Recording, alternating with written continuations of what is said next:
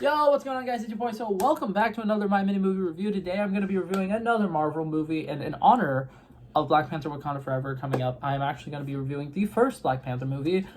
Personally, when this movie first came out, I thought that it was a bit overrated. I feel like a lot of people really overhyped it. A lot of people, when it first came out, were like, oh, this is one of the top 3 MCU movies. I personally did not think that at the beginning, but I've been rewatching it. This is now like my 5th or 6th time rewatching it. I watched it last night. So my opinions are going to be fresh, and everything I'm going to say is fresh. I do want to go ahead and say, be careful around the next couple of days or whatever. There's probably going to be a lot of videos and memes and stuff on the internet that are going to be spoiling Black Panther Wakanda Forever. So just giving you a heads up. I'm going to go see it tomorrow, and my review of it's going to be up on Monday. But for right now, we're going to review the first one. So I want to go ahead and say that this is 100% my opinion. If you disagree with anything, if you want to talk about anything, discuss anything, I'm open to conversations in the comments. I love Marvel, everything MCU. I would love to talk to you guys about it. So, for starters, this movie, I think, did a really good job with the villain. I feel like the villain of this movie is one of the best villains in all of MCU. I like the fact that it has a personal connection to the main villain, the main hero of the story. Something that I love about this is it's an origin story. It's nice. It's fresh. MCU origin stories have been slacking recently since they switched to Disney Plus shows. This was one of the last really good origin stories, in my opinion. It was this one and Shang-Chi are the only good recent origin stories that they've came out with. Black Panther overall was a really good movie. I love a lot of the action sequences. The first scene that he is up in the trees, it's pitch black. He's just sneaking around, killing people. Really fucking cool, really badass, really epic. All of the tribal stuff, every battle that they have that's in the little waterfall, really freaking cool, excellent. I love M'Baku in this. And I love, this does a good job showing how T'Challa really is a great fucking human being. On top of the fact that he's a good king, he's also a better person. When M'Baku is challenging him at the beginning of the movie, and he's please yield, your people need you. He's I know that in order to really officially win, I would need to kill you, but I think your people need you alive. And it's really cool how he does that, and how he's constantly it just shows that he's more of a good man than a bad king. And they kind of are building that, can a good man be a good king? I don't know. Throughout the story, they're kind of working it up. I really like that storyline that goes on throughout the movie between T'Challa and he's becoming the king, and what's he going to do as the king, whether or not he's going to try to protect just his people or benefit the entire world as a whole. And I kind of like that he's dealing with that moral dilemma all throughout the movie. Some of the side characters in this movie that I think are really good. Nakia is a great love interest. I love the kind of romantic chemistry they have, and how she's introduced kind of as his ex, and then when he dies, she's has that thing where she goes to a quest. She's I loved him, and it's oh, it's so good. The tension between them, the chemistry between them is really fucking good, and I love it. It's one of my favorite relationships in all of the MCU. The way that they deal with flashbacks in this movie is also really good.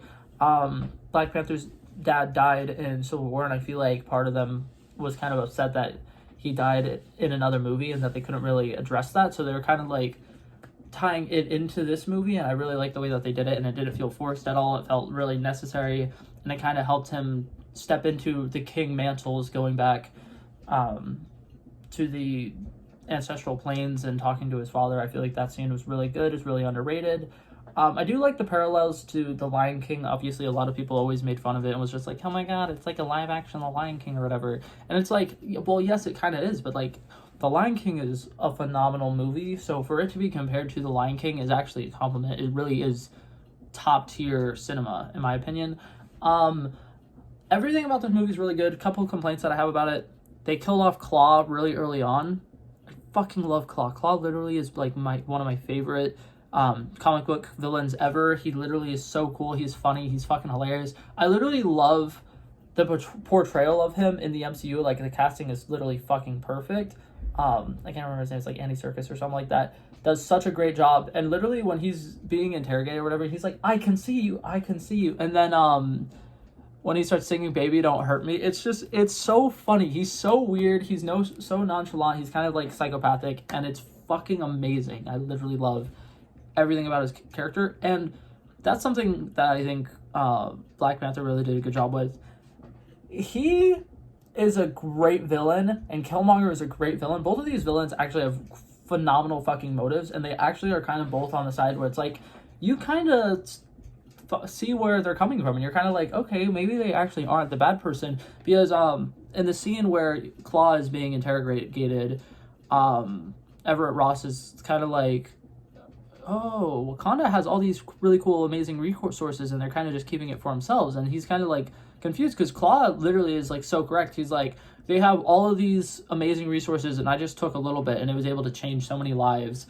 But Wakanda's keeping it to themselves, and once again, it builds towards T'Challa's overall moral arc of the story, and I really love that. I think the characterization of T'Challa in this movie was just incredible, and his character arc throughout it was really good.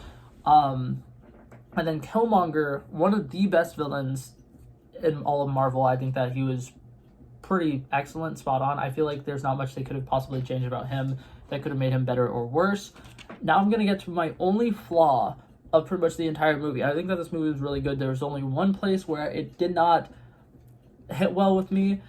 All of the action sequences in this movie are really fucking good until you get to the final act. The last fight scene of the fucking movie is not great CGI, and it's just a CGI catsuit versus a CGI catsuit doing a bunch of weird things. And I'm like, you went from really dope hand-to-hand combat scenes all throughout the movie, and then our final battle is going to be this really bad CGI little mesh fight. There's fucking warrior rhinos, which makes no sense. There's like literally a whole civil war going on in Wakanda right now, and it seemed like it was way too much. It could have been way more personal, and I kind of hated that. I do like the way that they end it, though, with Killmonger and T'Challa sitting out looking at the sunset, and like, it's a really cute way to end the story. But like I said, that final battle really killed it for me. So personally, I think this movie was really, really good, but the rating I'm going to give it is an 87 overall. I think it was really good. There was a couple of places where it could have been enhanced. It could have been a little bit better. But overall, I feel like your conclusion has to be just as good as the rest of the movie, and it just wasn't quite there for me. But I definitely think it was one of the best MCU movies, and I'm really excited to see Black Panther Wakanda Forever when it comes out tomorrow. But yeah, that's it for this video, guys. Hopefully you guys enjoyed it, and I'll see you guys in the next one. Peace out.